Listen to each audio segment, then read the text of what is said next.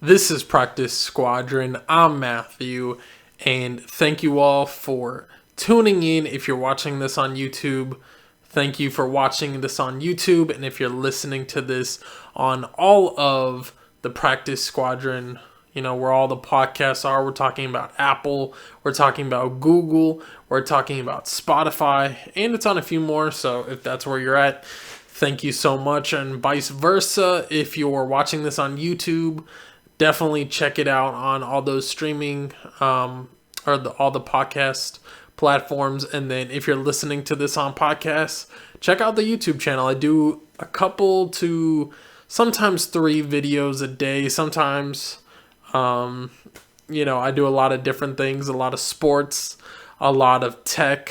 So just something to dive into. And today, I want to talk about why all these commentators and why Twitter is wrong about the Green Bay Packers and the Tampa Bay Buccaneers ending yesterday.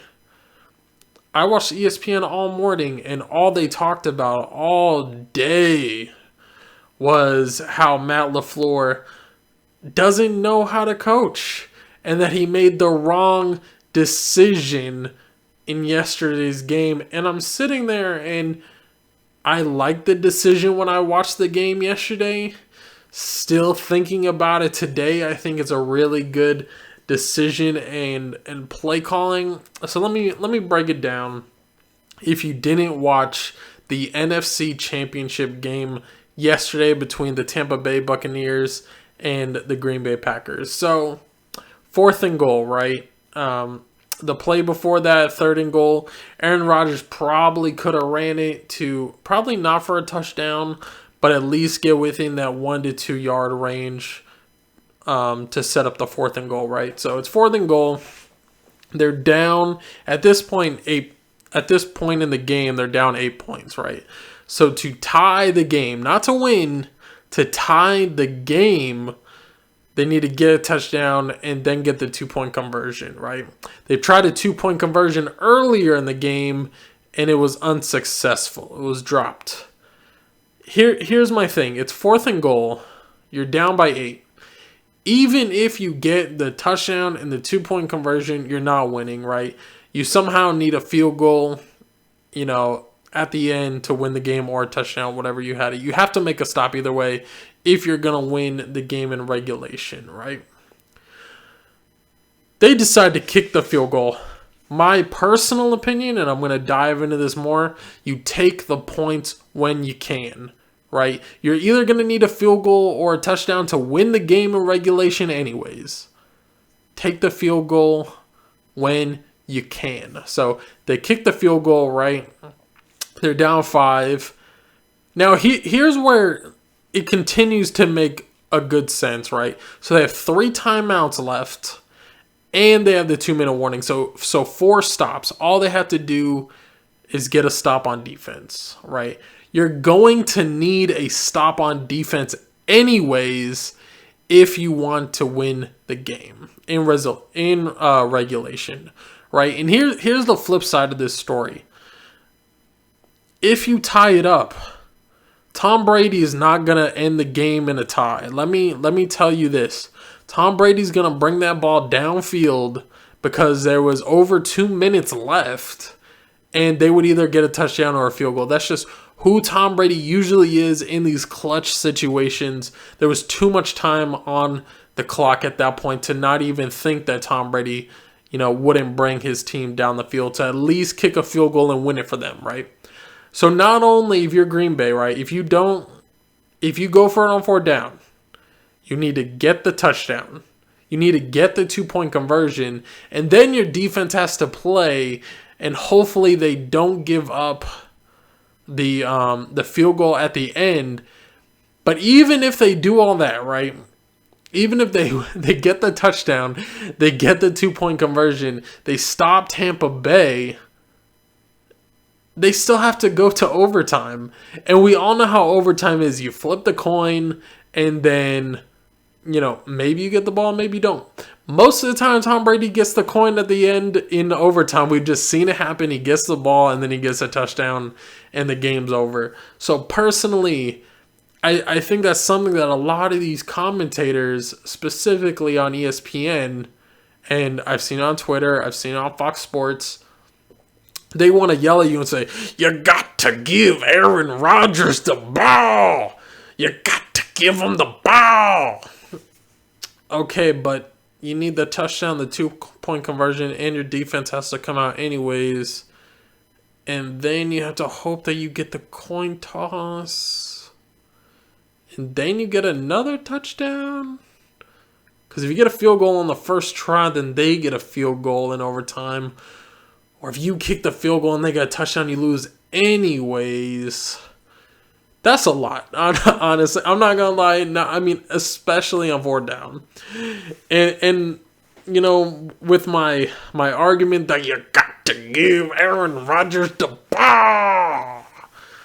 Like, my man had it on 1st and goal, 2nd and goal, 3rd and goal, and didn't get it. And now you want this man to get the touchdown and the 2-point conversion.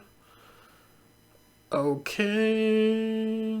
So here's my thing with this, and this is why I really agree with the call. Kick the field goal. Now you're within 5 points. You have your 3 timeouts. You have the 2-minute warning. And also in that sequence, they messed up, and I believe they got a 5th try because no, they just got the 2-minute warning, right? So you have 4 tries, 4 times to stop them on defense, right? I like that. I like that you give the defense the opportunity to stop them, and then you bring Aaron Rodgers back with that time, because you would have about like 145 seconds left. If you're calling timeout after all the runs, probably have like 145, 130. And then you try to go for the touchdown. In this situation, you're down 5, you get the touchdown. You don't need to kick the extra point. You don't need to go for 2. You just win the game.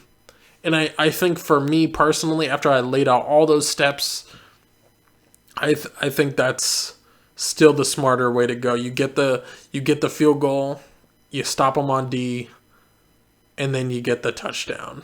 Like, I don't know. For me personally, I think that's more doable than you go for it on 4th down. And if you don't get it on 4th down, right, you basically lost the game. I think that you have more hope if you just kick the field goal. And while I do think Aaron Rodgers is good, probably going to win MVP this year, he's not the greatest of all time. And I would argue, I mean, the dude only has 1 Super Bowl ring. We talk about this man like he's a legend. Like he's won all these Super Bowls. While he is a really good player and his stats are amazing, he's only made it to the game once. And I think I don't know why the media wants to paint this man for something that he isn't. I mean, he is an MVP in the league. I'm not knocking him on that. That's fine. He has won 1 Super Bowl over a decade ago. And I don't know. If you could, that's just my take. If you couldn't get it on 1st and goal, 2nd and goal, 3rd and goal, take the points and then do all that, But it does open the question, and here's where I'm going to dive further.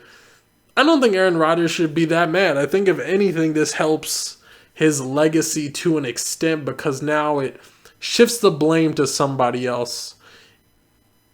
Even though there were plenty of chances for Aaron Rodgers to win this game throughout the course. Tom Brady threw 3 interceptions at the half, and he wasn't able to capitalize on them.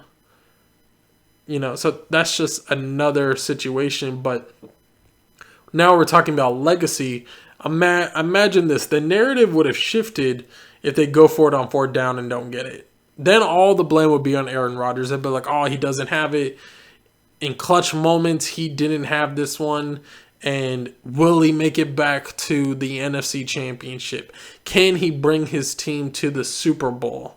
They did draft a quarterback in last year's draft. What are they going to do with that going forward? Even though he is signed under contract for the next at least like 2 to 3 years at least. You know, that's what kind of narrative they would have painted if he didn't secure the W, right? Now all the blame shifts from him to the coach, which, you know, sure, he takes some blame. I blame him for that defensive schemes at the end.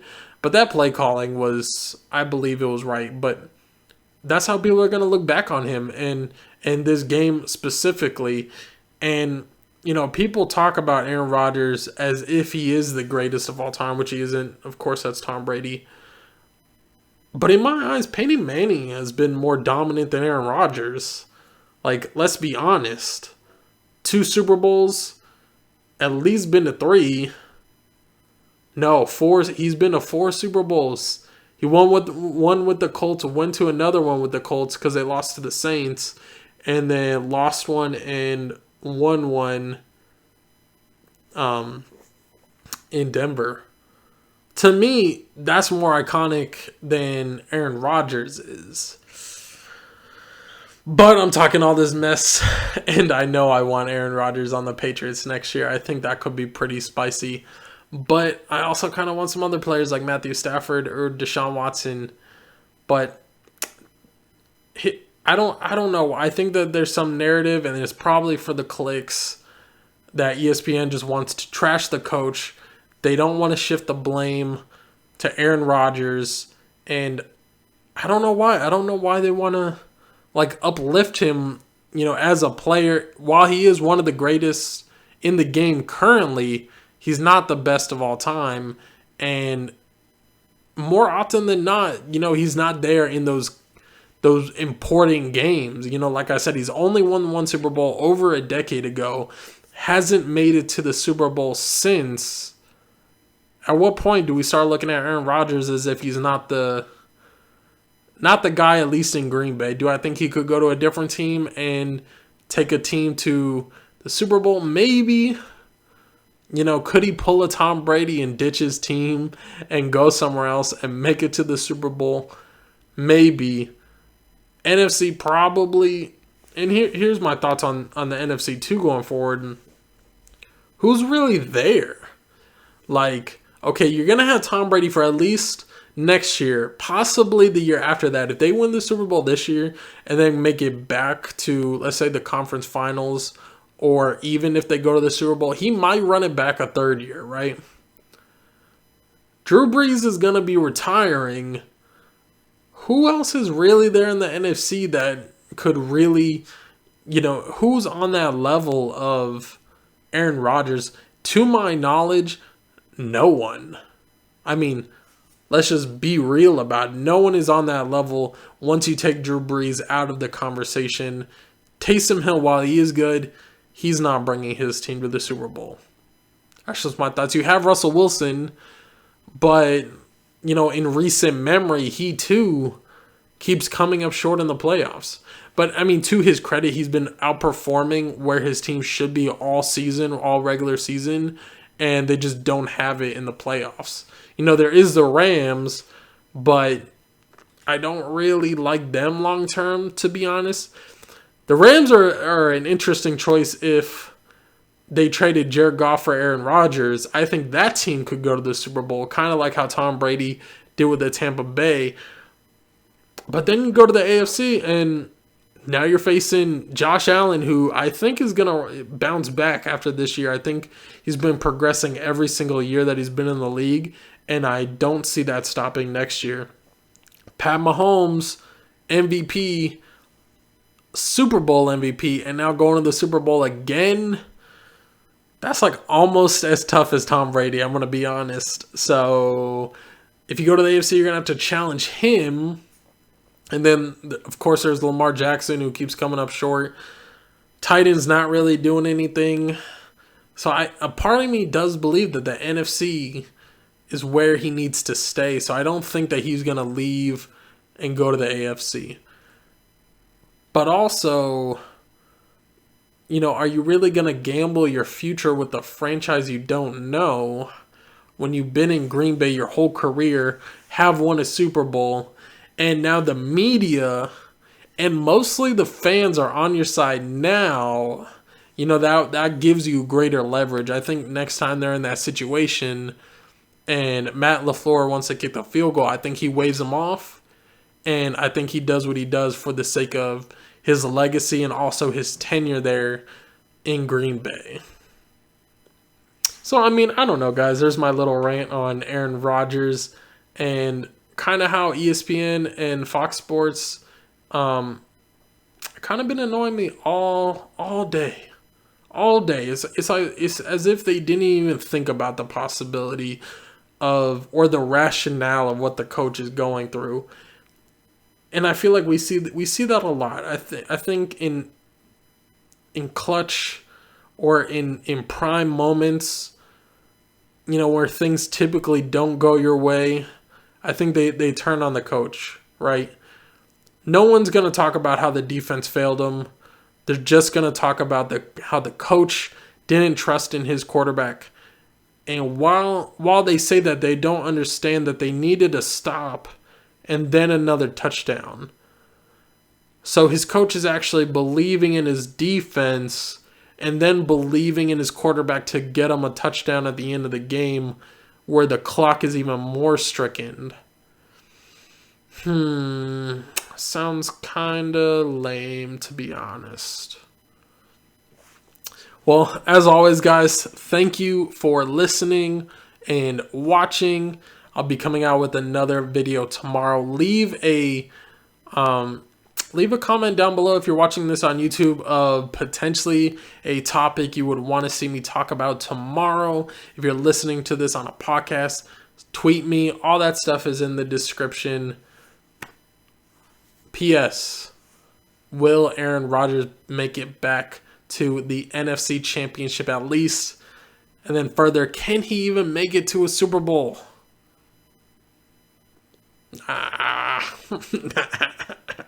You got to give Aaron Rodgers the ball.